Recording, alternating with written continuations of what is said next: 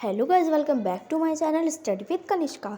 तो गाइस आज हम इस वीडियो में करने वाले हैं क्लास 7th का साइंस का चैप्टर 8 जिसका नाम है रिप्रोडक्शन इन प्लांट्स। तो गाइस देखिए, ये क्लास 7 साइंस का चैप्टर है, बहुत अच्छा चैप्टर है ये। तो आज की वीडियो में हम सब कुछ डिस्कस करेंगे। अब मुझे पता है कि आप लोगों के PT2 एग्ज़ाम्स हैं, तो मैं बताऊंगी कि कौन से क्वेश्चंस इंपॉर्टेंट हैं, डायग्राम्स भी कौन से इंपॉर्टेंट हैं, कैसे कैसे क्वेश्चंस आ सकते हैं। ठीक है, तो आप बिल्कुल फिक्र मत करिएगा।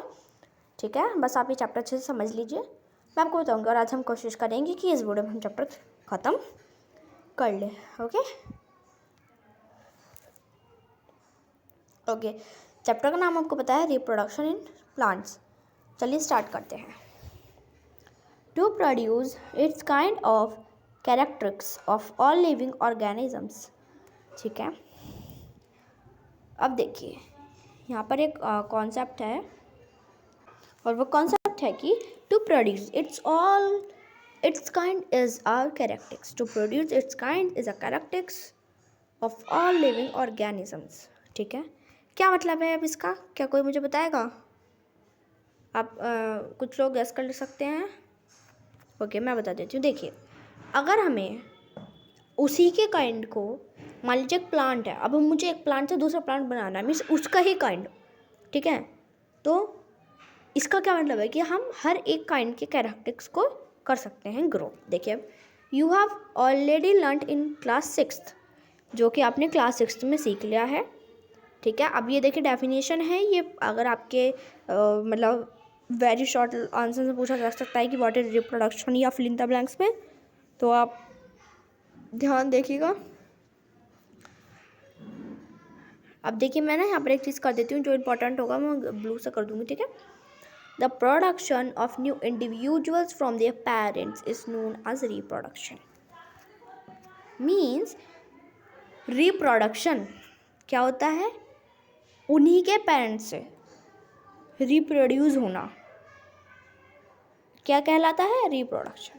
मीन्स एक प्लांट है, अगर वो उसी अपने ही जैसे एक प्लांट को रिप्रोड्यूस करता है, मीन्स बनाता है, तो वो रिप्रोडक्शन होगा। मीन्स किन्हीं भी न्यू इंडिविजुअल्स का, किन्हीं भी नए लोगों का, यानी किसी भी नई चीज़ का अपने पेरेंट्स से प्रोड्यूस होना, मीन्स निकलना, क्या कहलाता है? Reproduction. Means the production of new individuals from their own parents is known as reproduction.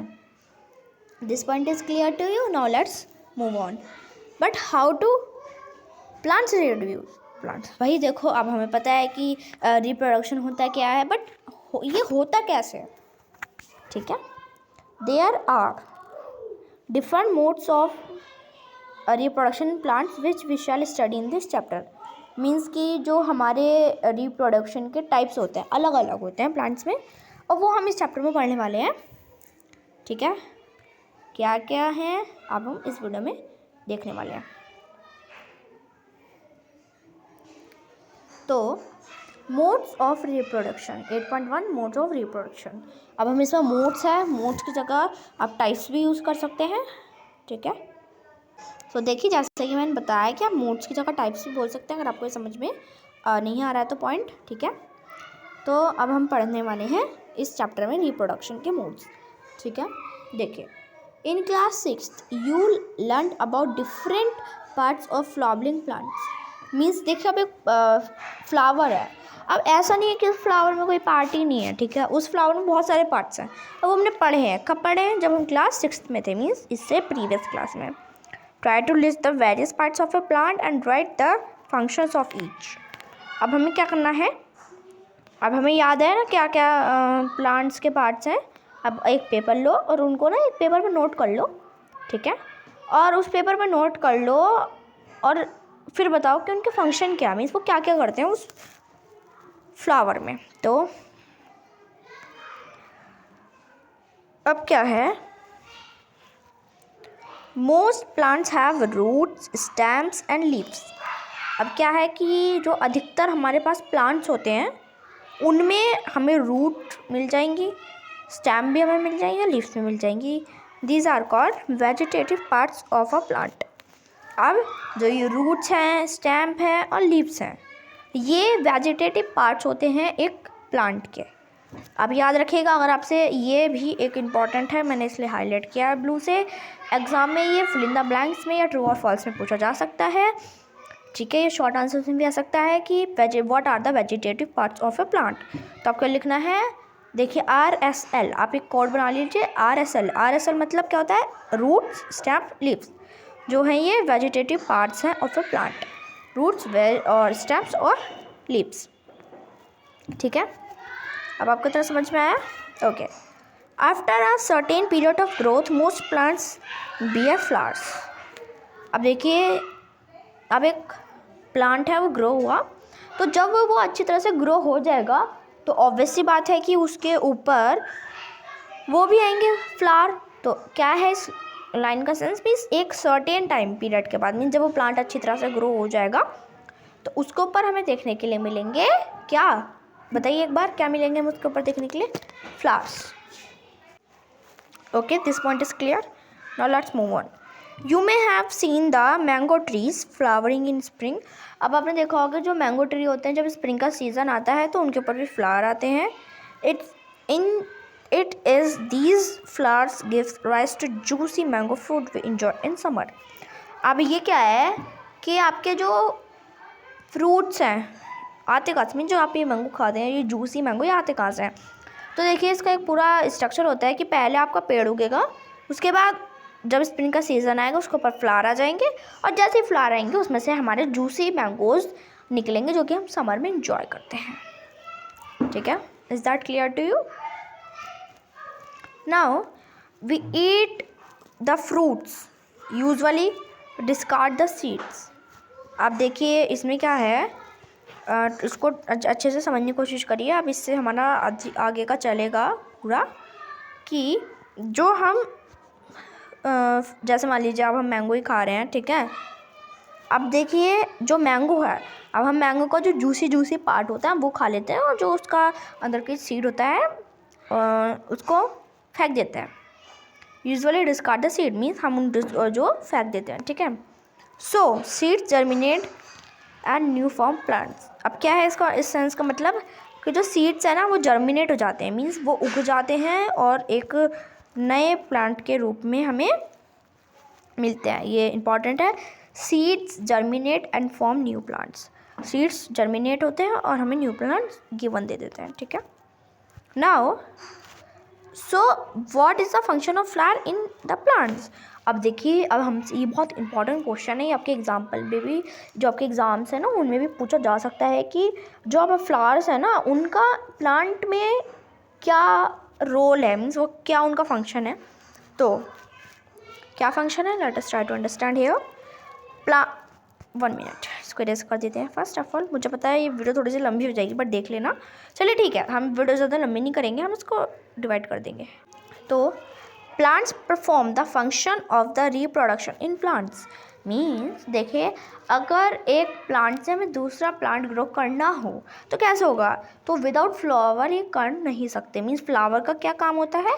Flowers का काम होता है एक प्लांट में रिप्रोडक्शन कराना। अब आप ये याद रखिएगा, ऐसा क्वेश्चन आ सकता है आपके एग्जाम में 1 मार्क में कि बताइए कि उसका फ्लावर का फंक्शन क्या होता है। आप लिखेंगे flower function is to perform reproduction in plants. ठीक है, flowers are reproductive parts mean जो फ्लावर होते हैं वो हमारे रिप्रोडक्टिव पार्ट्स कहलाते हैं। ओके, अब देखिए ध्यान रखिएगा कि फ्लावर्स को क्या कहते हैं? हम रिप्रोडक्टिव पार्ट्स कहते हैं। क्या कहते हैं? एक बार मेरे साथ रिवाइज करिए, रिप्रोडक्टिव पार्ट्स कहते हैं। अब अभी तक हमने क्या सीखा देखते हैं। हमने सीखा कि RSL means roots, stems, leaves हमारे एक प्लांट के वेजिटेटिव पार्ट्स होते हैं। फ्लावर का क्या फंक्शन होता है बताइए जल्दी। हाँ, फ्लावर का फंक्शन होता है कि किसी भी प्लांट को रिप्रोड्यूस करना। उसके बाद जो हम सीड फेंक देते हैं ना, उन सीड से एक और न्यू प्लांट ग्रो हो जाता है। तो हमने 3 थिंग्स यहाँ पर कैलकुलेट करी हैं। तो चलते हैं अब नेक्स्ट की तरफ। There are several ways by which plants produce their offspring. ठीक है, अब ऐसा नहीं है कि भाई कोई तरीका ही नहीं है, बस होता है, दिस नॉट द सेंस। अब रिप्रोड्यूस के भी मतलब टाइप्स होते हैं, ऐसे तो कोई भी पार्ट से रिप्रोड्यूस होगा नहीं, उसके भी टाइप होंगे। तो इसका भी एक टाइप होता है।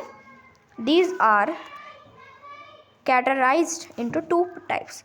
अब इनको ना कैटेगराइज कर दिया गया है 2 पार्ट्स में, जो कि हैं असेक्सुअल एंड सेक्सुअल रिप्रोडक्शन।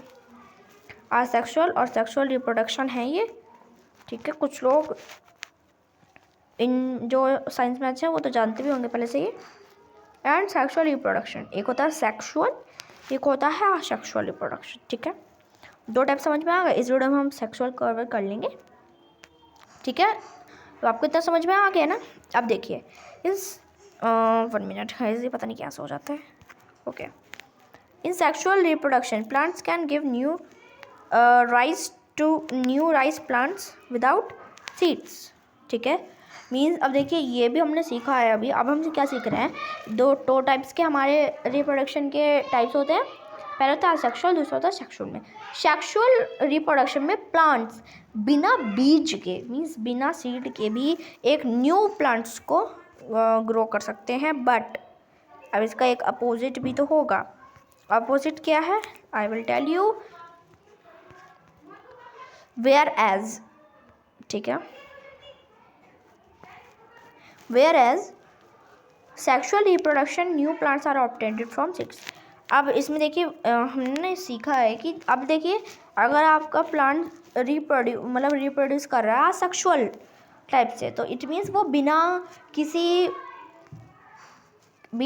क्या बताइए एक बार, वेरी गुड, वो बिना किसी सीड के भी उसको ग्रो कर सकता है।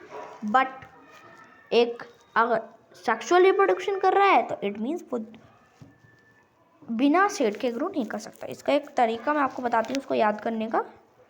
ये मैंने करा है याद इससे, तो ओके मैं आपको यहाँ पे बता देती हूँ।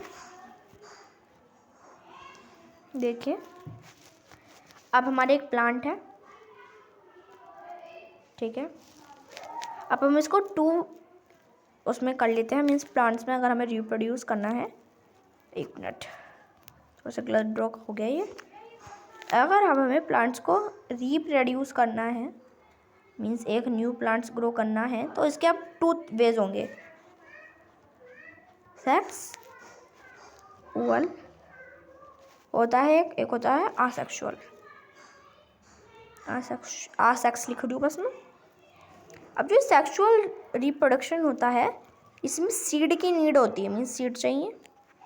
अब जो असेक्सुअल होता है इसमें नॉट सीड मीन्स सीड की नीड नहीं चाहिए। तो ये आपकी पूरी टेबल हो जाएगी। मैं अगर इसको साफ साफ करके लिखूँ तो 1 मिनट, इसको सबसे पहले हम इरेज कर लेते हैं सब कुछ।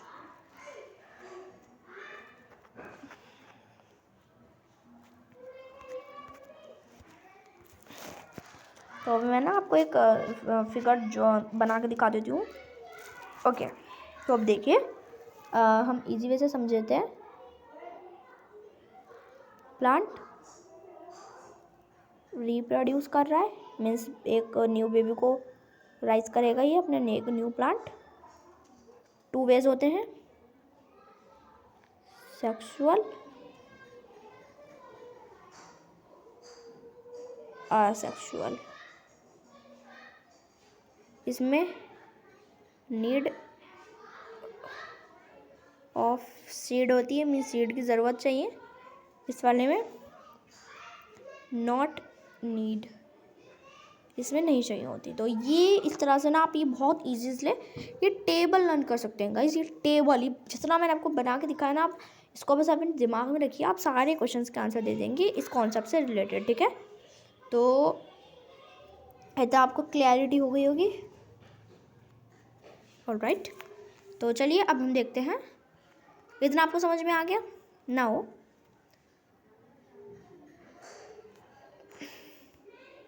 अब एक बच्ची है, ये पहेली आपको बताए तो आपकी 6th में जब से आए आपसे पहेली और भूजो है तो आपके तब से फ्रेंड है।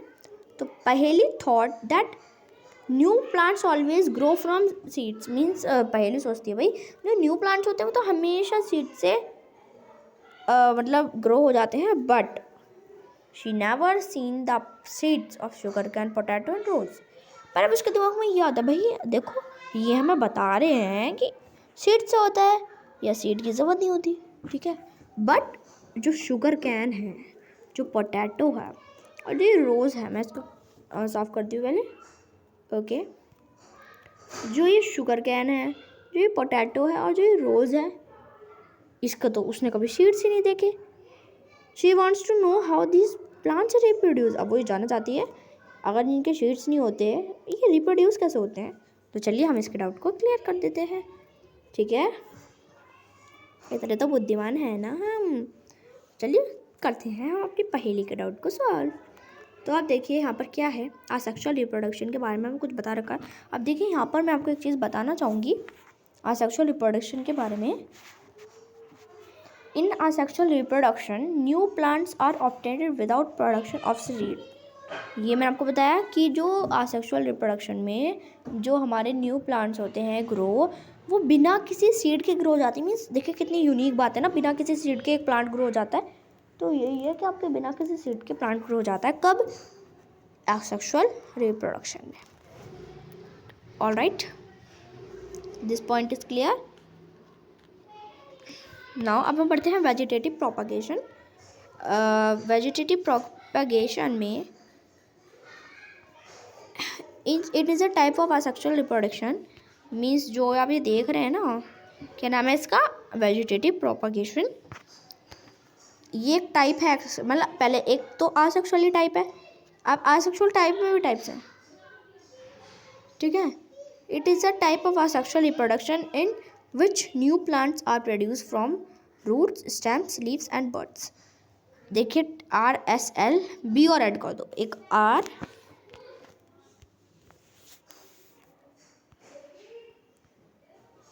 RSL, अब इसमें बी और ऐड करना है क्या? तो अब इसमें हमें RSL में हमें एक बी और ऐड करना है, तो हमारा बन जाएगा RSLB। और ये क्या है? ये होता है वेजिटेटिव प्रोपगेशन में। Since the production is through the vegetative parts of the plant, it is known as vegetative propagation.